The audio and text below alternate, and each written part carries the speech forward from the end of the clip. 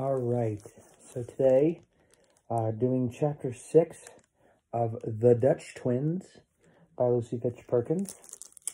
The day they got their skates.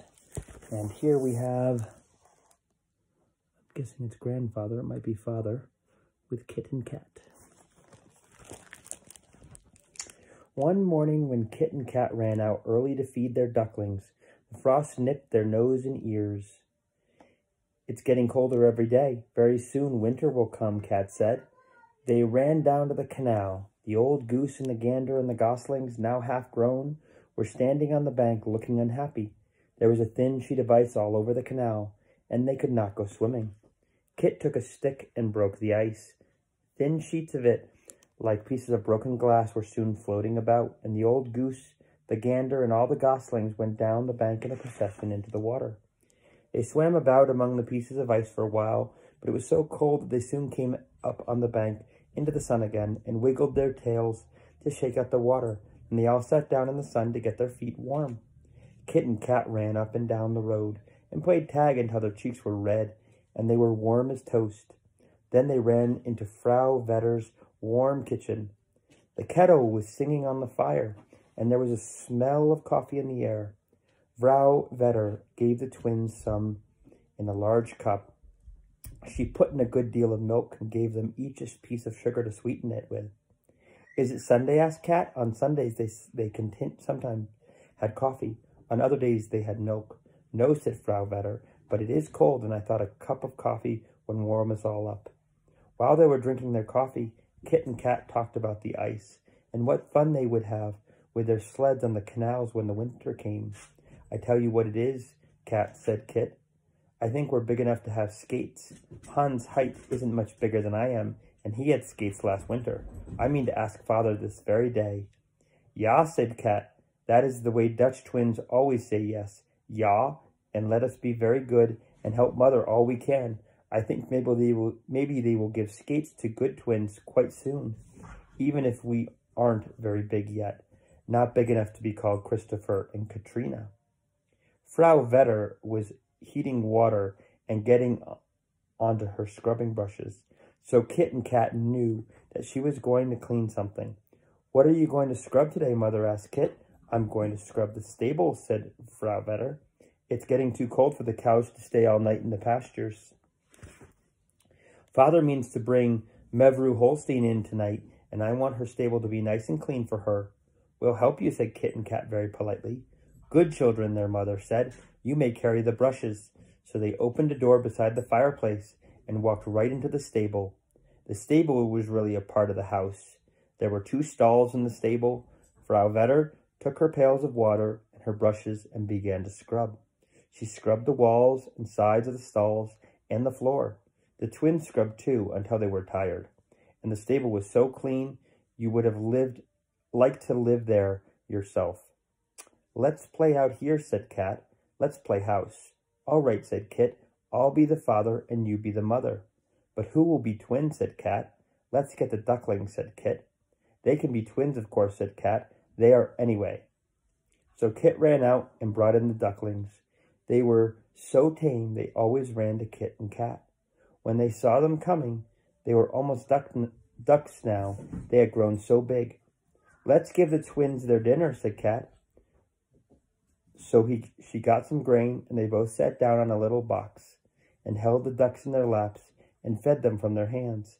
The ducks ate greedily. You have very bad manners, said Kat. You will get your clothes all dirty. She took 2 rags and tied them around the ducks' necks for bibs. The ducks did not like bibs. They quacked. Now, don't say anything like that, said Kat. You must do as you are told and not spill your food. Then Kit got some water and a spoon and gave the twins a drink, but they did not like the drink either. Now we must put them to sleep, said Kat. They rocked the ducks in their arms, but the ducks squawked dreadfully. What bad children to cry so, said Kit. You can have both the twins. And he gave his duck to Kat. You fix a bed for them, said Kat. So Kit turned up the box they had been sitting on and put some hay in it, and they put the ducks in on the hay.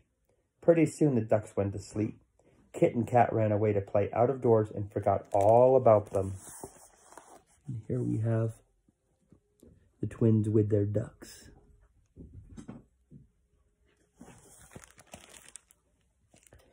They didn't think about them again until Father Vedder came home at night with Mevrouw Holstein. When he put the cow into the stall, he stumbled over the box. It was rather dark in the stable. Quack, quack, said the ducks. Kit and Kat were helping Father put the cow in the stall and get some hay for her when the ducks quacked. Father Vedder said, "What in the world is this?"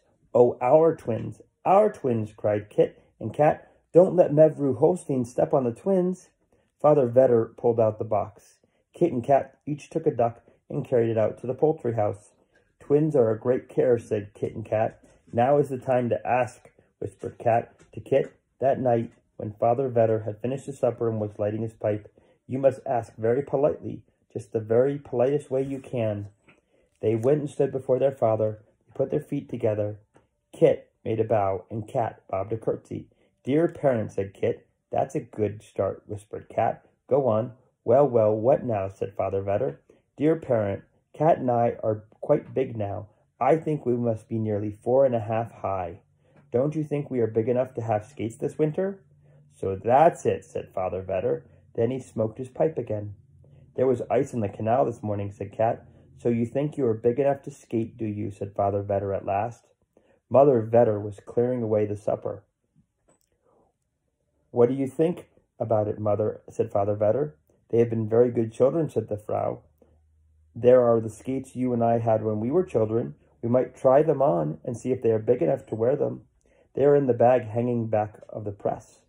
Kit and Kat almost screamed with joy. "Our feet are quite large. I'm sure we can wear them," they said. Father Vedder got the bag down and took out 2 pairs of skates.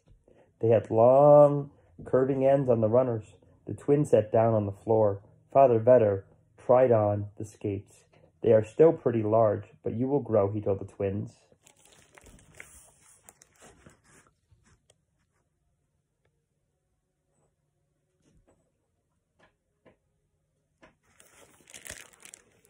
"You may have them if you will be very careful and not let them get rusty. By and by we will teach you to skate." The twins practiced standing on the skates on the kitchen floor, and when bedtime came, they took the skates to bed with them. "Oh, Kit," said Kat, "I never supposed we'd get them so soon. Did you?" "Well," said Kit, "you see, we're pretty big and very good. That makes a difference. It's very nice to be good when people notice it, isn't it?"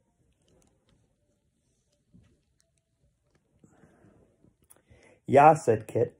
"I'm going to be good now right along all the time, for very soon St. Nicholas will come, and he leaves only a rod in the shoes of bad children.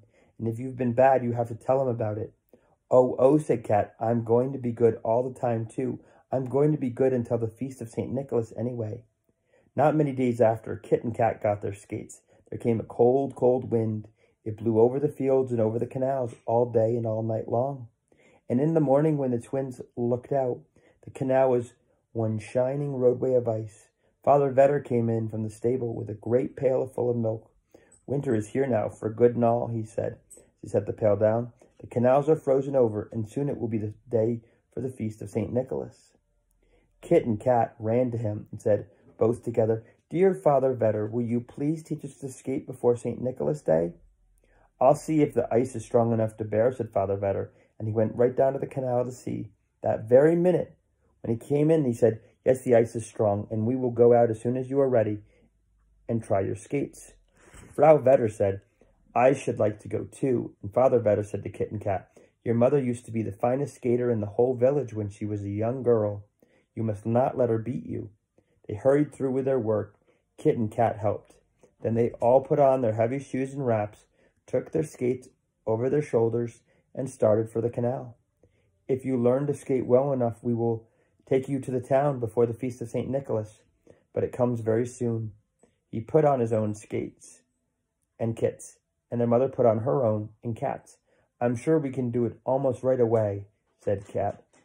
"Now we'll show you how to skate," said Father Vedder. He stood the twins up on the ice. They held each other's hands. They were afraid to move. Father Vedder took Mother Vedder's hand. "See," he said, "like this." And away they went like 2 swallows. skimming over the ice. In a minute they were ever so far away.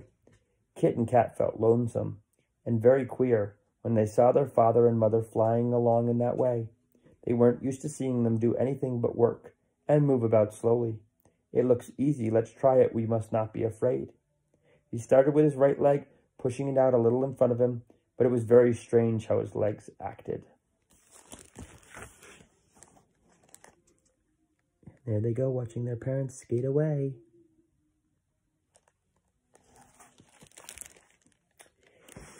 They didn't seem to belong to him at all. His left leg tried to follow his right, just as it ought to, but instead it slid out sideways and knocked against Kat's skates. Then both Kat's feet flew up, and she sat down very hard on the ice, and Kit came down on top of her. They tried to get up, but each time they tried, their feet slid away from them. "Oh dear," said Kat, "we are all mixed up, and are those your feet or mine? I can't tell which is which." "They don't any of them mind," said Kit. "I can't stand up on any of them. I've tried them all. We'll just have to wait until Father and Mother come back and pick us out." "Ice is quite cold to sit on, isn't it?" said Kat. Soon Father and Mother Vedder came skimming back again. When they saw Kit and Kat, they laughed and skated to them, picked them up and set them on their feet. "Now I'll take Kit and you take Kat," said Frau Vedder to her husband, "and they'll be skating in no time." So Kat's father took her hands, and Kit took hold of his mother's, and they started off. At first the twins' feet didn't behave well at all. They seemed to want to do everything they could to bother them. They would sprawl way apart, then they would toe in and run into each other. Many times Kit and Kat would have fallen if Father and Mother Vedder had not held them up. But before the lesson was over, both Kit and Kat could skate a little bit alone. "See, this is the way," said Frau Vedder, and she skated around in a circle. Then she cut a figure like this 8 in the ice. Then Father Vedder did a figure like this S, all on one foot. "My," said Kit and Kat, "I think our parents must skate the best of all the people in the world," said Kit. "I'm going to someday," said Kit. "So am I," said Kat. After a while, Frau Vedder said, "It's time to go home. Not too much the first time." So they all went back home with their cheeks as red as roses, and their noses too, and such an appetite for dinner. But the twins were a little lame the next day. Every day after that, Kit and Kat went out with their skates to the ditches and tried to skate as Father and Mother did. They did so want to skate to town and see the sights before the feast of St. Nicholas. They worked so hard that in a week they could skate very well, and then they planned a surprise for their mother. "If you will watch at the window, you'll see a great sight on the canal very soon," said Kit to his mother one day. Of course, Frau Vedder hadn't the least idea what it would be. Kit and Kat slipped out through the stable and ran to the ditch. They put on their skates and skated from the ditch out to the big canal. Frau Vedder was watching at the window. Soon she saw Kit and Kat go flying by, hand in hand on the canal. They waved their hands to her. Frau Vedder was so pleased that she went to call Father Vedder, who was in the hayloft over the stable. "Come and see Kit and Kat," she cried. Father Vedder came down from the loft and looked too. Then Kit cut a figure like this S, and Kat cut one down like this C. The round spot is where she sat down hard, just as she was almost around. When they came into the kitchen, Father said, "I think we could take such a fine pair of skaters as that to the Vink with us on our way to town. The ice is very hard and thick for so early in the season, and we will go tomorrow. We can see the shops too. St. Nicholas is coming, and the shops are full of fine things," said Frau Vedder. Kit and Kat could hardly wait for tomorrow to come. They polished their skates and made everything ready. "What do you suppose the Vink is?" said Kat to Kit. "I think it is something like a church," said Kat. "You don't know what a Vink is, so there. I think it is something to eat." Then Kit changed the subject. "I'll race you tomorrow," he said. "I'll beat," said Kat. "We'll see," said Kit. The next day they started, all four quite early in the morning. Frau Vedder took her basket on her arm. "I shall want to buy some things," she said. Father Vedder lighted his pipe. "To keep my nose warm," he said. Then they all went down to the canal and put on their skates. "Kat and I are going to race to the first windmill," said Kit. "I'll tell you when to start," said Father Vedder, "and I'll get a cake for the one who wins," said the mother. 1, 2, 3, away they flew like the wind. Father and Mother Vedder came close behind. There they are, racing away.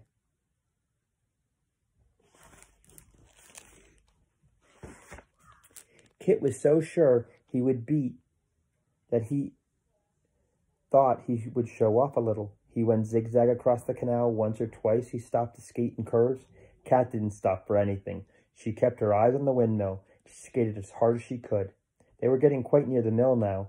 Kit stopped playing and began to skate as fast as he could, but Cat had got the start of him. I'll soon get ahead of her, he thought. She's a girl, and I'm a boy. He struck out with great long sweeps, as long as such short legs could make, but Cat kept ahead. In another minute, there she was at the windmill, quite out of breath, and pointing her finger at Kit. I beat, she said. Well, I could have beaten if I wanted to, said Kit. I'll get the cake, said Cat. I don't care, said Kit, but Cat knew that he did. I'll give you a piece, she said. Father and Mother Vedder came along then, and when Kit and Cat were rested, they all skated for a long time without saying anything. Then Father Vedder said proudly to his wife, They keep up as well as anybody. Were there ever such twins? And Mother Vedder said, Never. By and by, other people appeared on the canal, men and women and children all skating. They were going to the town to see the sights too. One woman skated by with her baby in her arms. One man was smoking a long pipe and his wife was carrying a basket of eggs. But the men and women were good skaters. They flew along laughing, and no one could get near enough to upset them. As they came nearer to the town, Kit and Cat saw a tent near the place where one canal opened into another. A man stooped near the tent. He put his hands together and shouted through them to the skaters.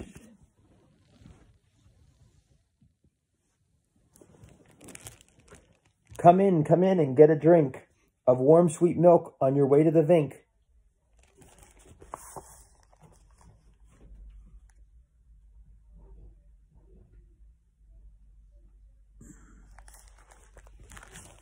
We must be getting quite near the Vink, Cat said. I do wonder what it looks like. Do you think it's alive? They passed another tent. There a man was shouting, Come buy a sweet cake, it costs but a cent. Come buy, from the man in the tent. Frau Vedder said, I promise a cake to the one who beat in the race. We'll go in there and get it. So they went to the tent. They bought 2 cakes, and each ate half of one. Cat broke the cakes and gave them to the others, because she won the race. When they had eaten the cakes, they skated on. The canals grew more and more crowded. There were a good many tents, flags were flying, and the whole place was very gay. At last they saw a big building, with crowds of merry skaters about it. Many people were going in and out. There's the Vink, said Father Vedder. Where, said Kit and Cat. He pointed to the building. Oh, said Kit. He never said another word about what they had thought it was like. Soon they were inside the Vink. It was a large restaurant. There were many little tables about, crowded with people eating and drinking. Father Vedder found a table, and they all sat down. Bring us some pea soup, he said to the waiter. Soon they were eating the hot soup. This is the best thing I ever had, said Kit. When they had eaten the soup, they went out of the building and walked through the streets of the town. All the shops were filled with pretty things. The bake shops had wonderful cakes with little candies on top, and there were great cakes made like St. Nicholas himself in his long robes. Kit and Cat flattened their noses against all the shop windows and looked at the toys and cakes. I wish St. Nicholas would bring me that, said Kit, pointing to a very large St. Nicholas cake. And I want some of those, Cat said, pointing to some cakes made in the shapes of birds and fishes. Frau Vedder had gone with her basket on an errand. Father Vedder and Kit and Cat walked slowly along, waiting for her.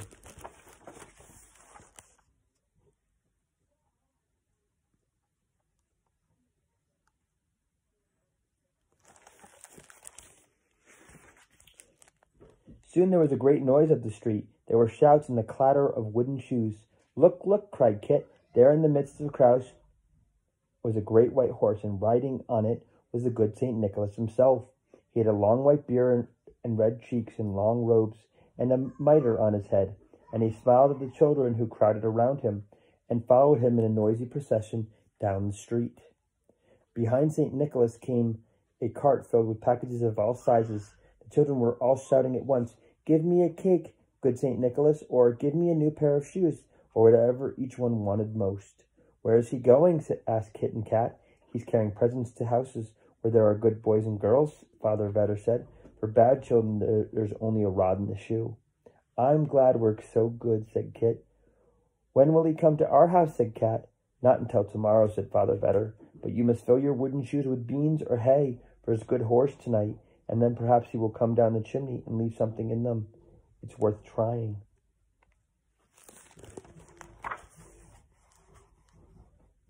And there you have St. Nicholas.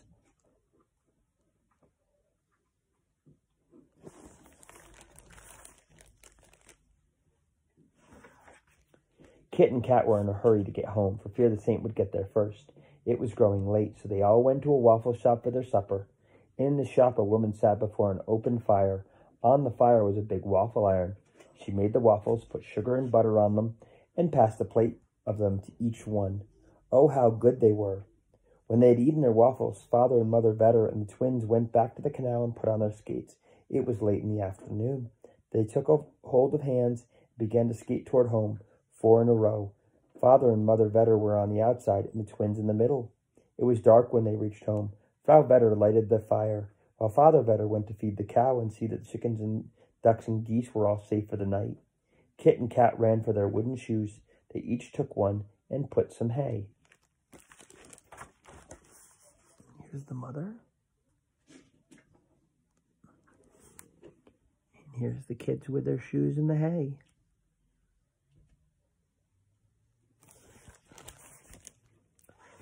Put some hay in it. This was for St. Nicholas to give to his horse. Father Vedder put the shoes on the mantle. Then they hurried to bed to make morning come quicker. Father and Mother Vedder sat up late that night. Mother Vedder said it was to prepare the goose for dinner the next day. When the twins woke the next morning, the fire was already roaring up the chimney, and the kitchen was warm as toast. They hopped out of the bed and ran for their wooden shoes. Mother Vedder reached up to the mantel shelf for them. Truly the hay was gone, and there in each shoe was a package done up in paper. Oh, he did come, cried Kat. Oh, Mother, you're sure you didn't build the fire before he got out of the chimney? I'm sure, said Frau Vedder. I've made the fire on many St. Nicholas morning, and I've never burned him yet. The twins climbed up the steps to their cupboard bed and sat on the edge of it to open their packages. In Kit's was a big St. Nicholas cake like the one in the shop window, and in Kat's were 3 cakes like birds and 2 like fish. Just what we wanted, said Kit. And Kat, do you suppose he heard us say so? St. Nicholas can hear what people think, said Frau Vedder.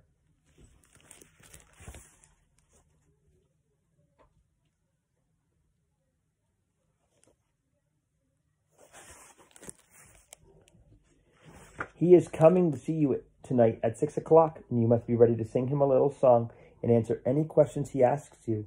How glad I am that we are so good, said Kat. We'll see what the saint thinks about that, said the mother. Now get dressed for grandfather and grandmother. We'll be here for dinner, and we're going to have roast goose, and there's a great deal to do.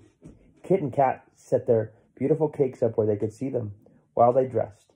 I do wish every day were St. Nicholas Day, said Kit. Or the day before. That was such a nice day. All the days are a nice day, I think, said Kit. I don't think the dog cart day was so very nice, said Kat. He tore our best clothes, and they'll never, never be so nice again. That was because you didn't mind. Well, said Kit, I minded as much as I could. How can I mind 2 things at one time? You know how well I can think. You know how I thought about Frau Vanderkloot's cakes, but I can't think how I can mind twice at one time. I don't suppose you can, said Kat. But anyway, I'm sorry about my dress. Just then, Frau Vedder called them to come and eat their breakfast. Father and Mother Vedder sat down at the little round table and bowed their heads. Kit and Kat stood up. Father Vedder said grace, and then they ate their salt herring.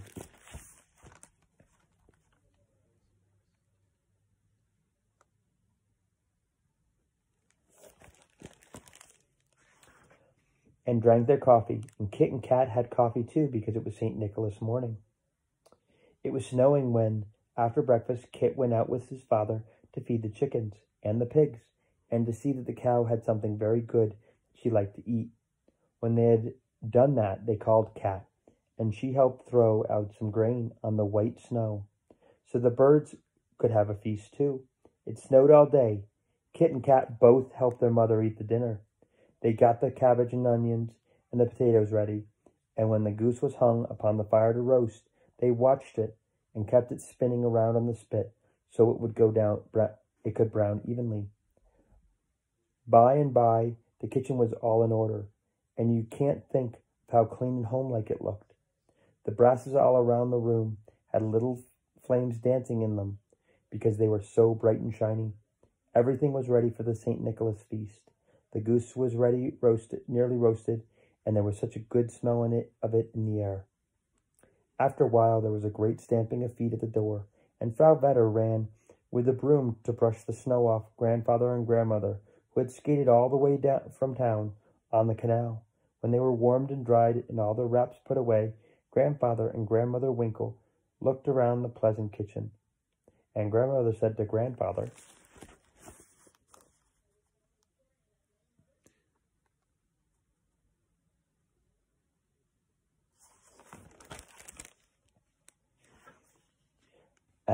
Our Nelchie is certainly a good housewife.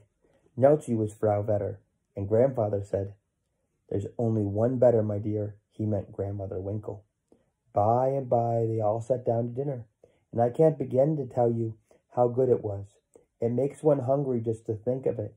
They had roast goose and onions and turnips and cabbage. They had bread and butter and cheese and sweet cakes. Everything except the flour and the bread we raised ourselves, said Frau Vetter. The hens gave us the eggs, and the cow the butter. The twins helped Father and me take care of the chickens, and to milk the cow, and to make the butter. So it is our very own St. Nicholas feast that we are eating. A farmer's life is the best life there is, said Father Vetter. They sat a long time at the table, and Grandfather told stories about when he was a boy. And Father Vetter told how Kit and Kat learned to skate, and Kit and Kat told how they saw St. Nicholas riding on a white horse, and how he sent them to the very things they wanted. They all enjoyed themselves very much. After dinner, Grandmother Winkle sat down in the chimney corner and called Kit and Kat. Come here, she said, and I'll tell you some stories about St. Nicholas.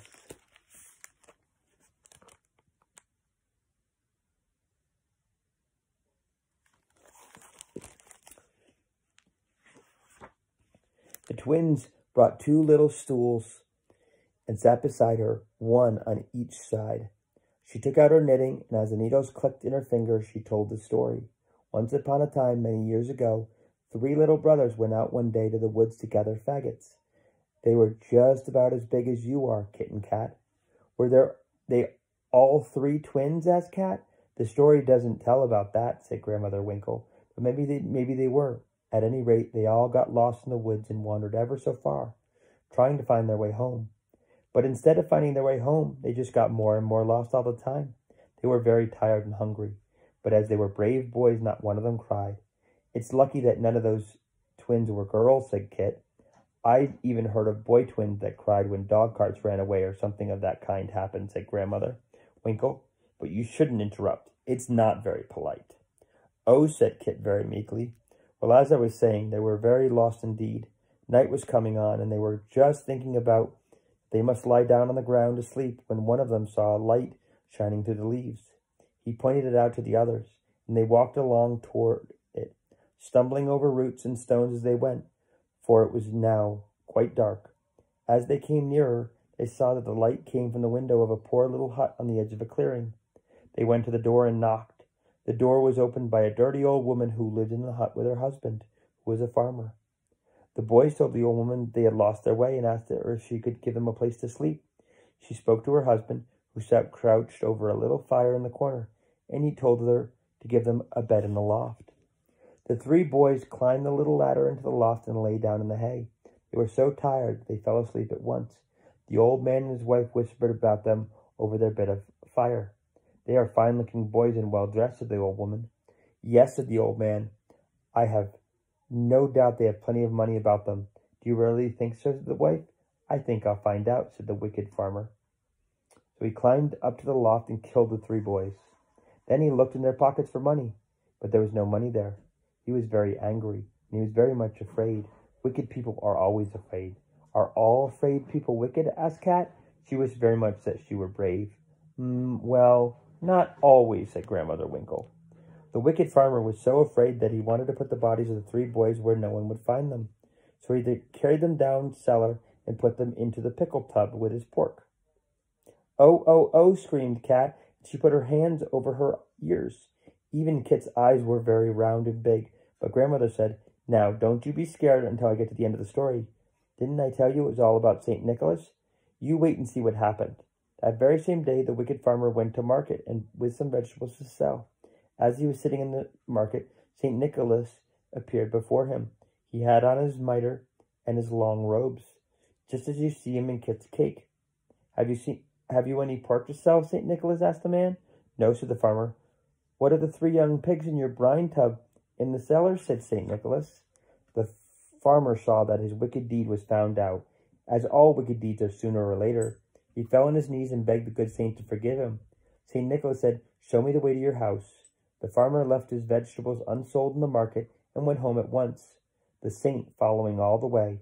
When they reached the hut, St. Nicholas went to the pickled pork tub in the cellar. He waved his staff over the tub, and out jumped the 3 boys, hearty and well. And the good saint took them through the woods and left them in sight of their own home. "Oh, what a good St. Nicholas," said Kit and Kat. "Tell us another." "Well," said Grandmother Winkle, "once upon another time, there was a very mean man who had a great deal of money. That often happens. He had also 3 beautiful daughters. That sometimes happens too. One day he lost all his money. Now he cared more for the money than for anything else in the world, more even than for his 3 beautiful daughters. So he made up his mind to sell them. St. Nicholas knew of his wicked plan. That very night he went to the man's house and dropped some money through a broken window. "Why did he do that?" asked Cat. "Because the man was selling his daughters to get money. If he had money enough, he wouldn't sell them." The first night St. Nicholas dropped enough money to pay for the eldest daughter. The next night he took a purse of gold for the second daughter and dropped it down the chimney. It fell down right in front of the man as he was getting a coal to light his pipe. The third night the man watched, and when St. Nicholas came, the door flew open and the man ran out. He caught St. Nicholas by his long robe and held him. "O St. Nicholas, servant of the Lord," he said, "why dost thou hide thy good deeds?" And from that time on, everyone has known it is St. Nicholas who brings gifts in the night and drops them down the chimney. "Did the man sell his daughter?" asked Cat. "No," said Grandmother. "He was so ashamed of himself that he wasn't wicked any more." "Does St. Nicholas give everybody presents so they will be good?" "Yes," said Grandmother. "That's why bad children only get a rod in their shoes. He gave the bad man nice presents to make him good. Why doesn't he give bad children nice things to make them good too?"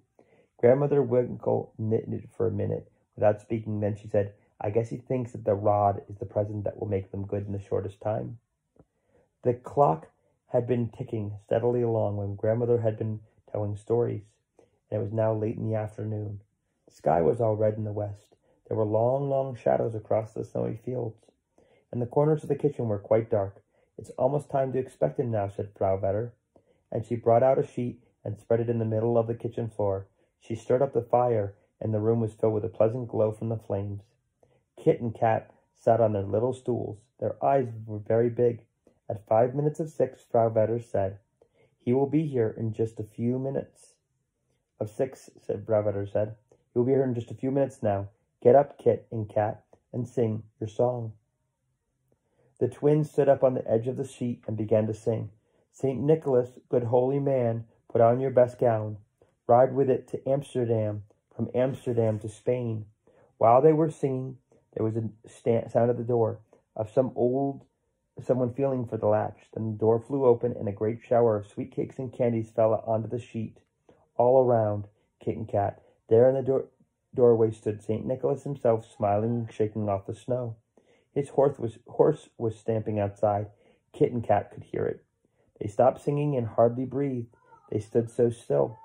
They looked at St. Nicholas with big, big eyes. In one hand, St. Nicholas carried 2 large packages, in the other, a birch rod.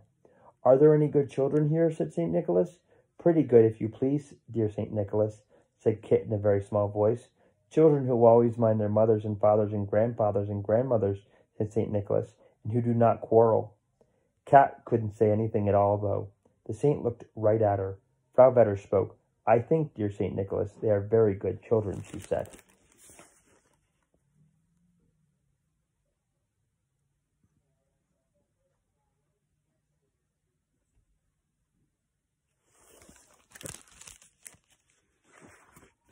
Then I will leave these for them and carry the rod along for some bad little boy and girl if I find one, said St. Nicholas. There seem to be very few about here. I haven't left a single rod yet. And he handed one big package to Kit and another to Cat. Thank you, said Kit and Cat. St. Nicholas smiled at them and waved his hand. Then the door shut and he was gone. Kit and Cat dropped on their knees to pick up the cakes and candies. They passed the cakes and candies around to each one. Frau Vetter lighted the candles, and they all gathered around to see Kit and Cat open their bundles. You open yours first, said Frau Vetter to Cat. Cat was so excited that she could hardly untie the string. Then she got the bundle open. There was a beautiful new Sunday dress, much prettier than the torn one had ever been. How pleased Cat was. She hugged her mother and grandmother and her father and grandfather. I just wish I could hug dear St. Nicholas too, she said. Then Kit opened his bundle, and there was a beautiful new velveteen suit with his very own silver buttons on it. It had pockets in it. He put his hands in one pocket.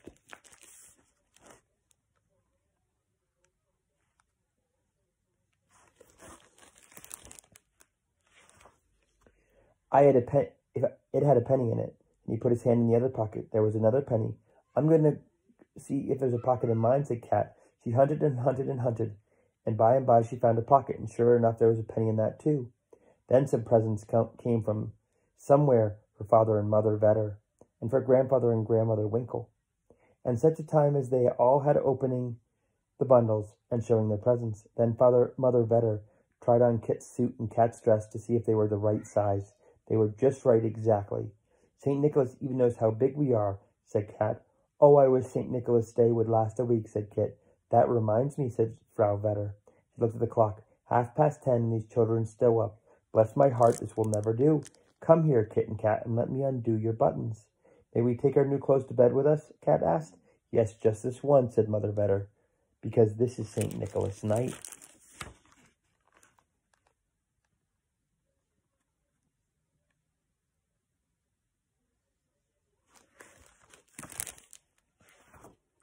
They kissed their grandmother and grandfather good night, and then their mother and father, and said their prayers like good children, and they climbed up into their little cupboard bed, and Frau Vetter drew the curtains so they would go to sleep sooner. Good night, dear little twins, she said, and so say we. And here we have the twins. And that is the end of the Dutch twins. All 6 chapters. There is a picture at the very end of the last book.